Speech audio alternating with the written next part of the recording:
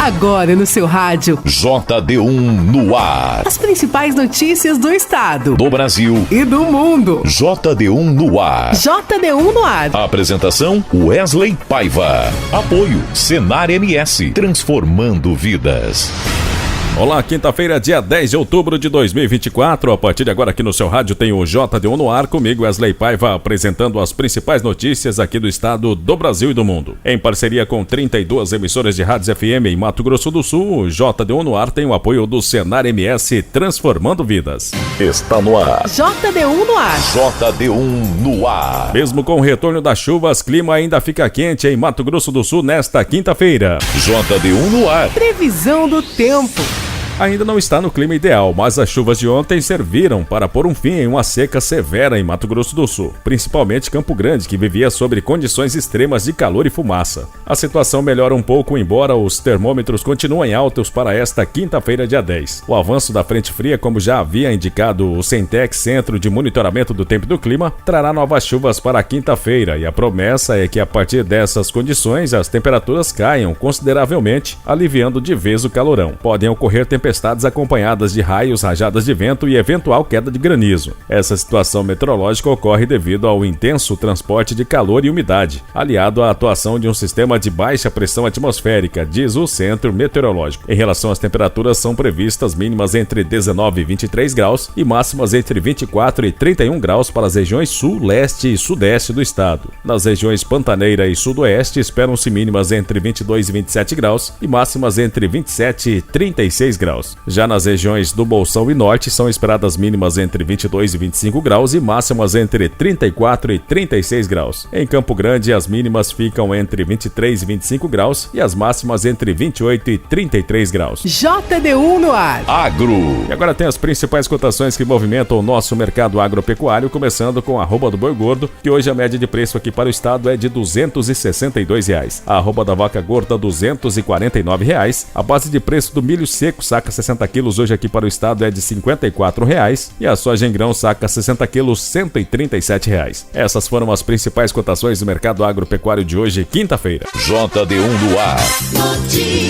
O IMASU, Instituto de Meio Ambiente de Mato Grosso do Sul, emitiu um alerta devido à situação crítica e muito preocupante em relação ao nível do Rio Paraguai, que atinge o menor nível histórico com apenas 62 centímetros. Esse é o pior índice desde o início do monitoramento em 1900. O nível do rio apresenta quedas diárias de 1 a 2 centímetros, agravando a situação. Esses dados são fundamentais para a navegação e o abastecimento das comunidades ribeirinhas, que dependem do rio para subsistência e transporte. Os técnicos do IMASU explicam que em Ladário o rio mantém aproximadamente 5 metros de profundidade devido às características geográficas da região, que criam um canal natural no leito. A queda no nível do Rio Paraguai tem implicações diretas para a economia e para o meio ambiente. O turismo e a pesca, atividades econômicas essenciais para a região, já sofrem com as consequências da redução no volume de água. Além disso, comunidades ribeirinhas enfrentam dificuldades para garantir o abastecimento de água e manter suas atividades de subsistência. Diante da situação crítica, o IMASU, em parceria com outros órgãos, adota medidas emergenciais para apoiar as comunidades locais. JD1 no ar. JD1 no ar. Os Correios divulgaram nesta quarta-feira, dia 9, os editais com as regras para o novo concurso da estatal. Serão preenchidas 3.511 vagas imediatas, com salários iniciais de até 6,8 mil. A empresa não realizava um concurso público em âmbito nacional desde 2011, quando 1,1 milhão de pessoas se inscreveram para as mais de 9 mil oportunidades. Desta vez, a seleção vai preencher 3.099 vagas de nível médio, cargo agente de Correios, e 412 para nível superior, cargo analista de Correios. Os salários iniciais serão de R$ 2.429,26 e R$ 6.872,48, respectivamente. A taxa de inscrição para o cargo de nível médio é de R$ 39,80 e para o nível superior de R$ 42. Os candidatos doadores de medula óssea e entidades reconhecidas pelo Ministério da Saúde e inscritos no Cadastro Único podem solicitar a isenção da taxa. JD1 no ar. JD1 no ar. A juíza Andréia Calado da Cruz, da 12ª Vara Criminal do Recife, decidiu nesta quarta-feira, dia 9, manter o bloqueio de bens do cantor Gustavo Lima, da influenciadora Deulaine Bezerra e de outros investigados investigados na Operação Integration, deflagrada em 4 de setembro. A decisão ocorreu após a análise de pedidos de desbloqueio feitos pelas defesas dos investigados. A juíza também negou a autorização para que os sócios da empresa Vai de Bet viajassem a Brasília. A defesa do cantor argumentou que, em uma decisão de segunda instância tomada em 24 de setembro, o desembargador Eduardo Guilhó de Maranhão havia revogado a ordem de prisão e todas as medidas cautelares impostas, incluindo o bloqueio de bens. No entanto, a juíza ressaltou que, embora a prisão preventiva e outras restrições tenham sido revogadas, as ordens de bloqueio de valores e sequestro de bens permanecem em vigor. JD1 no ar. A Justiça de São Paulo condenou o Corinthians a pagar 33,4 milhões ao empresário Carlos Leite por dívidas relacionadas a comissões de contratações e renovações contratuais de jogadores. A sentença foi deferida na última sexta-feira, dia 4, pelo juiz Douglas Leco Ravassi, da 33ª Vara Civil, e publicada nesta quarta-feira, dia 9, no Diário da Justiça. O Corinthians ainda pode recorrer da decisão. Além do valor principal, o clube deverá arcar com aproximadamente 3,4 milhões em honorários e juros sobre a quantia devida. A dívida inclui várias negociações intermediadas por Leite ao longo dos anos. Quer saber como 2 letrinhas viram notícias no seu WhatsApp? Facinho, facinho. É só mandar um simples oi para o JD1 981 35 98 88. Nossa, até o nome é fácil de lembrar. Cadastre 981 35 98 88 no seu WhatsApp e escreva apenas Oi. As principais notícias de Mato Grosso do Sul, do Brasil e do mundo bem aí, Na palma da sua mão. Deu oi, virou notícia. JD1Noticias.com JD1Noticias.com JD1Noticias.com. A notícia no seu celular. E agora da nossa central de jornalismo, a repórter Sara Chaves tem mais notícias que estão em destaque no portal JD1. Olá, ouvintes do JD1 no ar.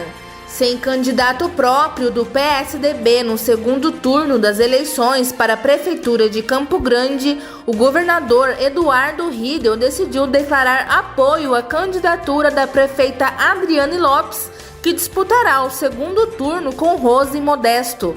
A prefeita já tinha dado indícios da aliança no começo da semana, quando procurou o governador Beto Pereira, e o PSDB já haviam declarado neutralidade. No entanto, a legenda deixou os partidários liberados para apoios. O partido Democracia Cristã decidiu prestar apoio a Rose Modesto, juntamente com alguns partidários do PSD. O MDB e o PT também se declararam neutros na disputa do segundo turno na capital. E Campo Grande passou por horas difíceis na tarde de ontem, com a chegada das chuvas e ventos fortes que arrancaram árvores, destelharam casas e alagaram as principais vias da capital, como a Avenida Afonso Pena, Avenida Ceará, Eduardo Eliazarã, Ernesto Geisel e até mesmo pontos da Avenida Júlio de Castilho. De acordo com a Energisa, foram registradas 220 mil descargas elétricas e mais de 30 bairros foram atingidos com a queda parcial de energia.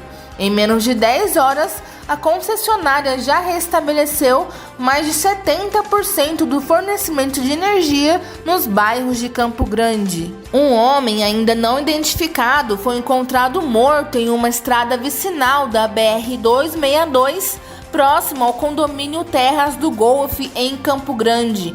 Um popular acionou a polícia militar ao encontrar o corpo enquanto transitava pela via. De acordo com o delegado Felipe de Oliveira, da DEPAC Cepol, a principal suspeita é que a vítima foi morta em outro local e desovada na região, pois ele teria sido sequestrado momentos antes no Jardim Noroeste.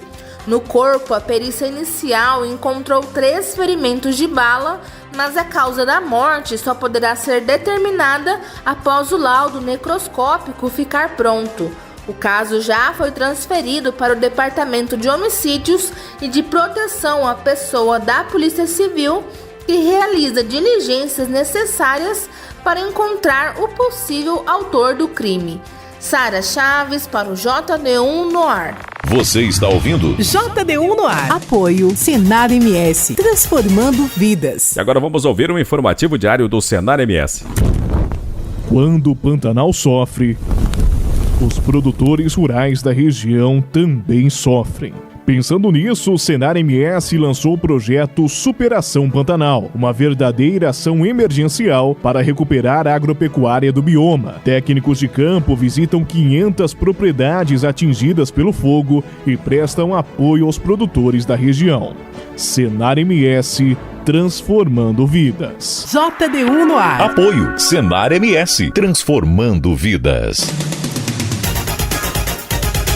O IPEA, Instituto de Pesquisa Econômica Aplicada, divulgou nota que diz que a população ocupada do Brasil no segundo trimestre deste ano é de 102 milhões de pessoas. Outros destaques foram o aumento de vagas com carteira assinada e da renda média dos brasileiros. Mais detalhes na reportagem de Natália Kozlik. A população ocupada no Brasil chegou a 101 milhões e 800 mil pessoas no segundo trimestre deste ano. É o que mostrou o Boletim de Mercado de Trabalho do IPEA, Instituto de Pesquisa Econômica Aplicada, divulgado nesta quarta-feira. O número representa uma alta de 3% em relação ao mesmo período do ano anterior e é o maior da série histórica iniciada em 2012. Também foi recorde a força de trabalho brasileira, que conta com mais de 109 milhões de pessoas.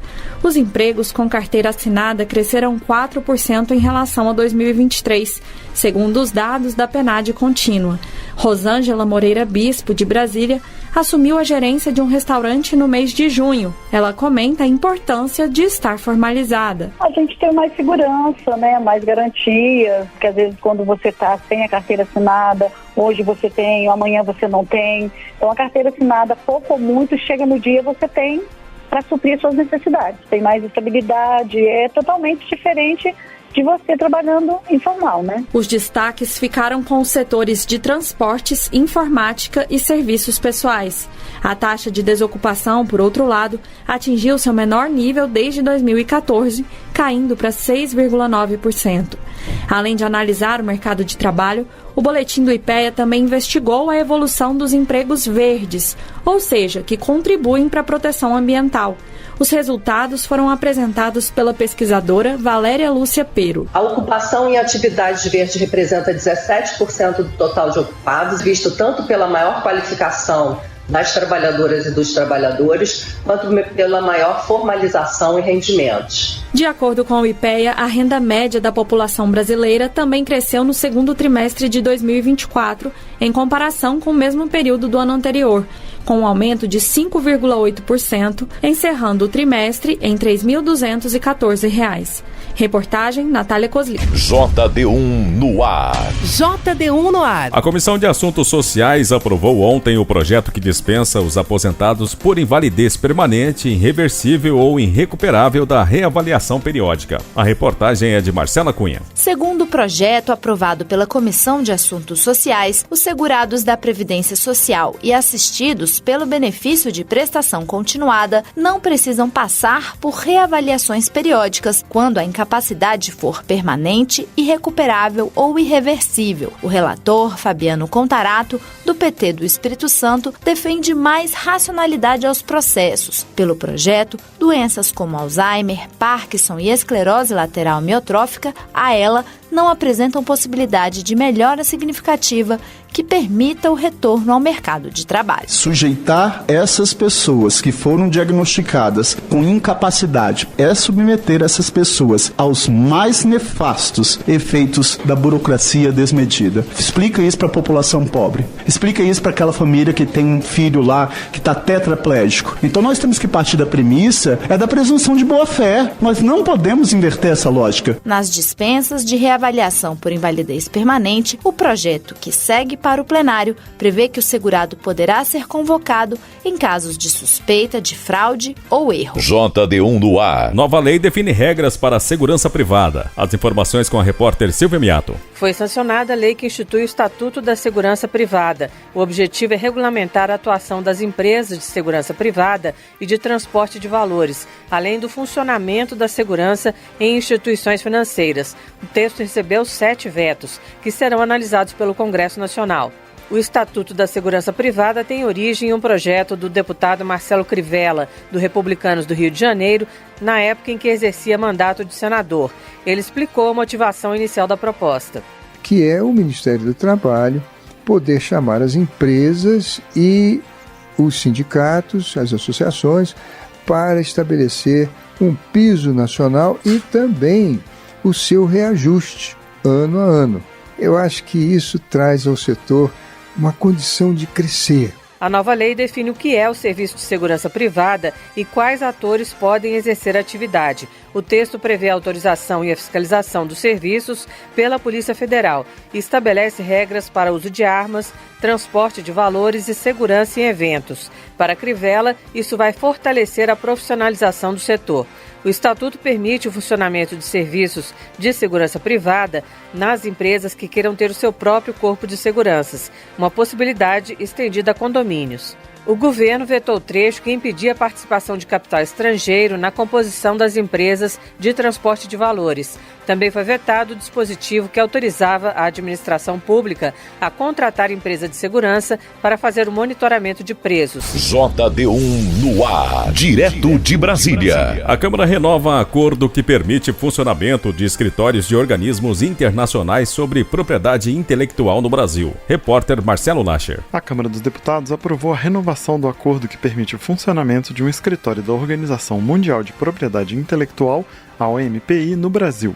A entidade é o braço das Nações Unidas responsável por promover a disseminação de regras jurídicas uniformes sobre os direitos de propriedade intelectual entre os mais de 190 países membros. A sede brasileira da entidade já funciona no Rio de Janeiro desde 2009, quando o acordo original foi assinado.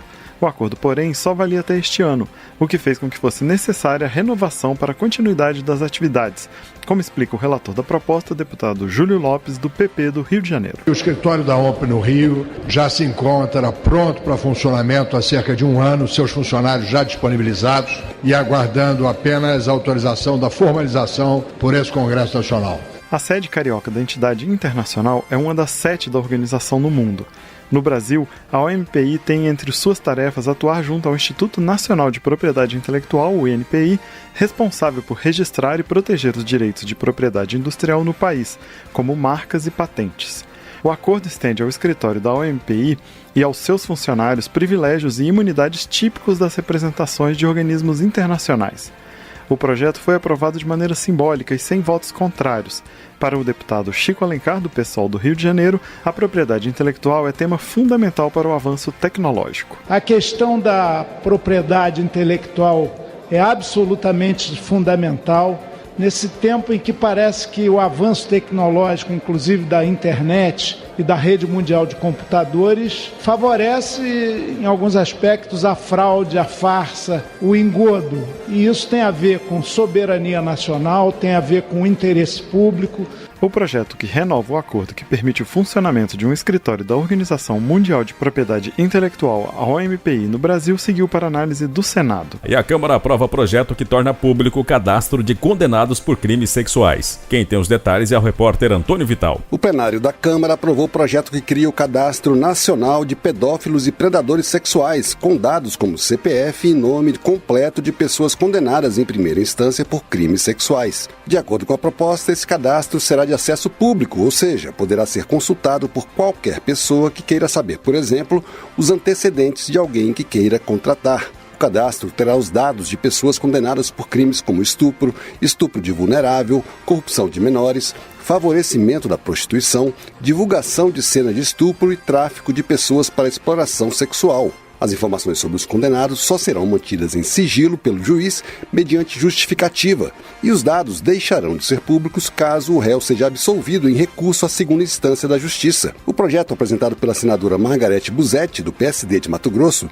já tinha sido aprovado pelo Senado. Na Câmara, recebeu o parecer favorável da relatora, a deputada Soraya Santos, do PL do Rio de Janeiro. Para ela, o cadastro pode evitar que escolas ou outros estabelecimentos que lidam com crianças contratem pessoas condenadas por pedofilia. Enquanto o processo vai passando por várias instâncias, o que a gente vê é que a vítima está ali desprotegida e uma pessoa que é um pedófilo, ele fica livre e vai lá trabalhar em lugares como escolas, como os hospitais infantis, igrejas, e é necessário que as pessoas, por exemplo, que são proprietárias de escolas, elas possam ter direito a consultar se aquela pessoa que se apresenta como professor, por exemplo, está lá condenado por pedofilia. O texto apresentado pela relatora garante o sigilo das informações relativas às vítimas dos crimes. Na prática, o projeto amplia o alcance da lei de 2012, que criou o Cadastro Nacional de Pessoas Condenadas por Crime de Estupro. Os dados desse cadastro hoje não são públicos.